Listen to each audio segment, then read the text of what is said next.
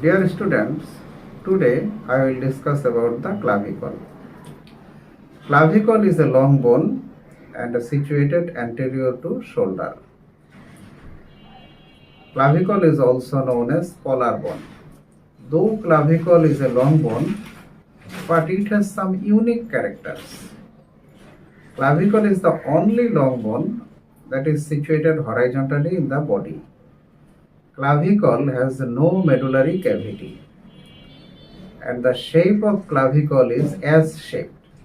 This is unique for any long bone. The ossification of clavicle starts first in the body and its ossification completes last in the body.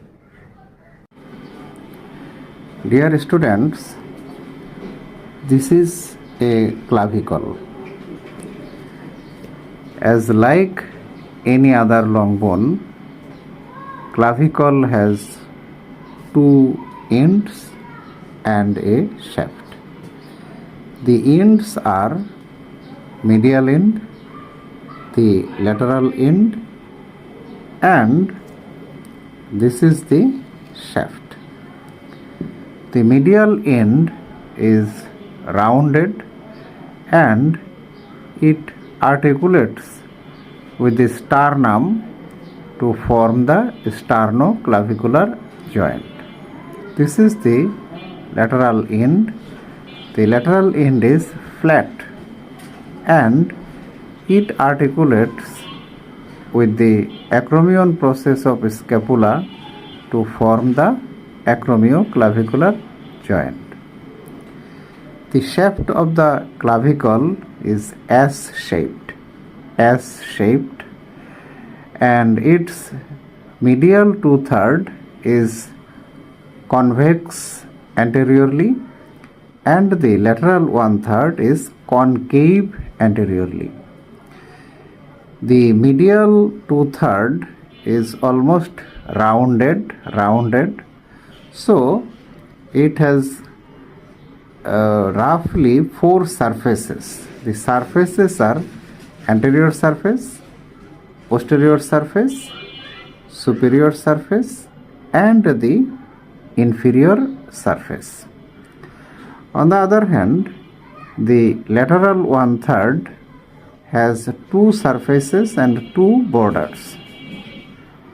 The borders are anterior border and the posterior border, and the surfaces are superior surface or upper surface and the inferior surface or the lower surface.